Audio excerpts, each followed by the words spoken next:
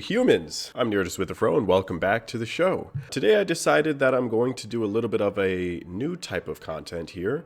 We're going to be looking at and thinking about some new cards that we can predict that can possibly be made in the possible future for some of the archetypes that we're most looking forward to. So we've got 9 cards in today's video and we're going to jump right in. But first, if you would like to have your ad on my channel, all you have to do is reach out to artistwiththefro@gmail.com. Just imagine your ad being read by this lovely voice. You could have that for the fair price of whatever we consult when we get into our email conversation. However, with that being said, I do have availability open for ads to be placed on all of my videos. Reach out to me at artistwiththefro@gmail.com. Again, that is artistwiththefro@gmail.com. Now back to the show. One quick thing I want to start off with before we actually jump in is that thank you all for subscribing. Thank you all for watching the shorts and videos that we've been making this past month. We actually, I believe, are at 640 subscribers as of this video being released, and we're closer and closer to reaching our 1,000 subscriber goal. So if you are joining for the first time, then please make sure you guys smash that like button. Make sure you join and subscribe. And if you are staying in the know, or if you're coming back to this as a returning video, then welcome back to the show.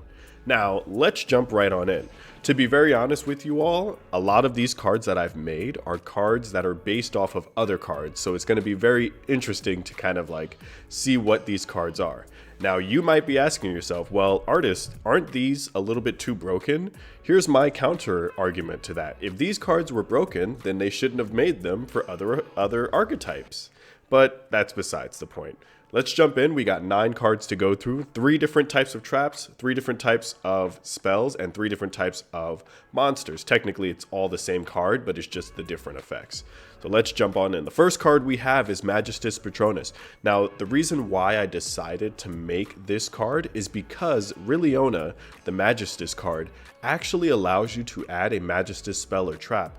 However, there doesn't seem to be any sort of Magistus trap that exists at this current point. So I decided to make one ourselves. The second reason why I wanted to make this is for the lore implications. Now, one quick thing that you may not notice unless you've been watching our shorts is that Magistus Patronus is actually a reference to Witchcrafter Patronus, another card that we've seen before in the Witchcrafter archetype. Now, this card came out in around 2020, but the artwork in the background is clearly inspired off of what we've seen in the Yu-Gi-Oh! OCG stories. So all I did was just update the art and then change it. Instead of being for Witchcrafters, I made it for Magistus. Anyway, I've rambled on, let's get into the effect. So the first version of this card reads that it's always treated as a Magistus or Witchcrafter card. When your opponent activates a card or effect, you contribute 1 level 5 or higher spellcaster monster, negate that effect, and if you do, destroy that card. Now, you can banish this card in your graveyard, similar to the original Witchcrafter Patronus. Then you can target 1 spellcaster monster in your graveyard and special summon it. And if you do, you have to send 1 Witchcrafter or Magistus monster from your deck to the graveyard. You can only use 1 Magistus Patronus effect per turn, and only once that turn. Now, this is obviously a reference to the Mitsurugi Great Purity card, but again, if that card is too broken, then you know what? I just borrowed the same effect. I really just changed all the names, so there's nothing really different with this. Moving on to the next version of the trap, though. Again, we have the same effect, treated as a Magistus and a Witchcrafter card. You can target face-up cards your opponent controls equal to the number of Magistus or Witchcrafter fusion monsters you control, and you can destroy them. Now this, of course, is making you want to use more cards like the Magistus fusions, as well as the Witchcrafter Vice Madam. You can banish this card from your graveyard, and immediately after this effect resolves, fusion summon 1 fusion monster using cards you control, including either a Witchcrafter or Magistus monster. You can only use the effect of Witchcrafter Patronus, You can only use the effect of Magistus Patronus once per turn. Now, again, this is a reference to another, what I would consider really good trap card in Ryzeal Plasma Hole. And if you think this card is broken, then I guess you also think that Ryzeal Plasma Hole is broken. So as you can see, we're clearly just borrowing different effects and turning them into Witchcrafter / Magistus cards. It kind of reminds me of the time when every deck had a counter trap that had to be activated if you controlled a certain type of card on the field. Moving on to the last one, I kind of wanted to make this more similar to the original Witchcrafter Patronus. So this one says that you can target one of your level 4 spellcaster monsters that's banished or in your graveyard and special summon it. Then, if you do, you can add one Witchcrafter spell card from your deck to your hand. If this card is in your graveyard, except the turn it was sent there, you can banish this card, then target any number of banished Witchcrafter or Magistus spells with different names and add them to your hand. You can only use each effect of Magistus Patronus once per turn. Now this was closer to the original Witchcrafter Patronus card. We just kind of wanted to update it. But those are the traps. Now, moving on to the spells. I really and vehemently believe that we are going to get a Witchcrafter field spell. I'm calling it now, Pentamarone Witchcrafter field spell sometime in the year of 2026. 2026 in my mind is going to be the year of the spellcasters. Anyway, jumping into this card, when it's activated, you can add one Witchcrafter card from your deck to your hand. You can only use one effect of the following Pentamarone, Town of the Witchcrafters per turn, and only once that turn.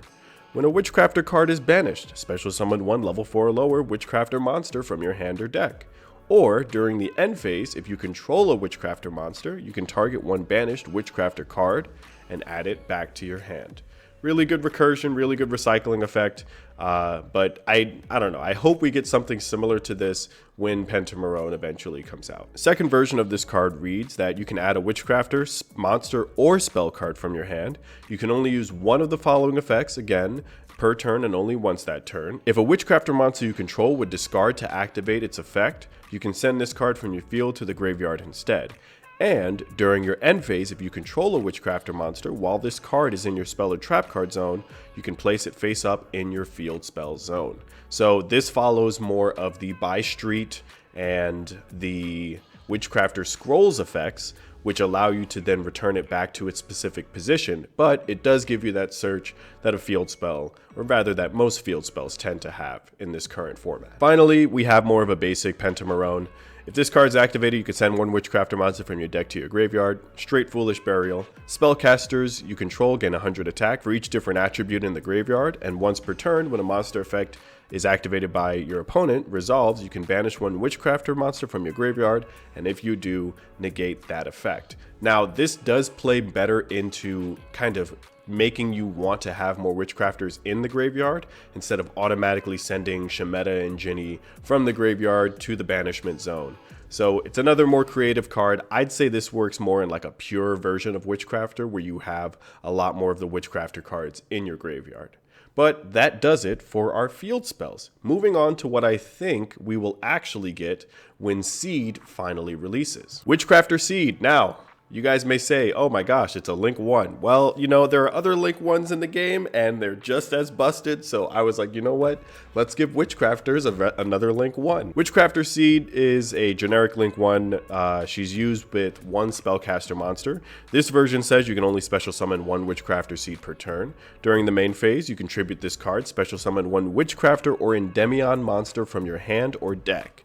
You can target one banished non-link spellcaster monster you control, equip this card from your field or graveyard to that monster till you control it as an equipped spell card, and that gives it 600 attack. You can only use the effect of Witchcrafter Seed once per turn. Now, if I really wanted to make this broken, I would have said this card counts as a Magistus card, and then when you equipped it, if you had the other Zeroa on the field, it really would have just been busted. But this is your Fiendsmith Requiem Witchcrafter Seed version, and the other two are just as busted. So I'm just like, you know what? Let's get some busted cards for Witchcrafter. We're not there yet. The deck is not top tier, but maybe it will be with the second version. Second version reads you can't special summon monsters except for spellcasters, so it kind of locks you. But it says that you can only use the effect of Witchcrafter Seed once per turn. If this card is link summoned, you can take one Pentamarone from your deck and either add it to your hand or send it to your graveyard. You can tribute this card, special summon one Witchcrafter monster from your hand or graveyard, but if you special summon an effect monster from your graveyard by this effect, it cannot attack and its effects are negated. Now, this is your Spirit with the Eyes of Blue version, and again, if you think that Witchcrafter Link 1s or any Link 1s are busted, if they have them in other archetypes, we might as well just make them for Witchcrafters. Now, the last one is a lot more fair. It's going to be a Link 2 Witchcrafter Seed, and I really want to say like this is probably the most fair version of it. I'd be kind of excited to see if she has this ability. If this card is link summoned using a Witchcrafter or Endymion monster that ties into the Regulus and Witchcrafter sort of lore that we've seen in the current chapters, you can target one spell or trap in your graveyard, add it to your hand. When your opponent activates a card or effect, you can send one spell or trap card from your hand or field to the graveyard, special summon one level 4 or lower Witchcrafter or Endymion monster from your extra deck, graveyard, or banishment. Can only use the effect of Witchcrafter Seed once per turn. Really busted, in my opinion. Yeah, sure, I guess. But we could also potentially get a card like this. I think having it as a Link 2 just also kind of limits you to only summoning certain types of monsters. But, we'll see. Anyway, with that being said, those are my custom cards that I've created for the Witchcrafter and Magistus / Endymion archetype. Which of these cards do you think is busted? Which of these cards would you like to see actually be made? And are there any other archetypes that you would want to have some custom cards made for to potentially make them a little bit better in the tier ranking list? Please make sure to leave all of your thoughts in the comments down below. Again, make sure to like, comment, and subscribe. And if you haven't, make sure that you join the show. That being said, I've been the Artist with the Fro. That, my friends, is the show. And thank you all, as always, for watching. Take care.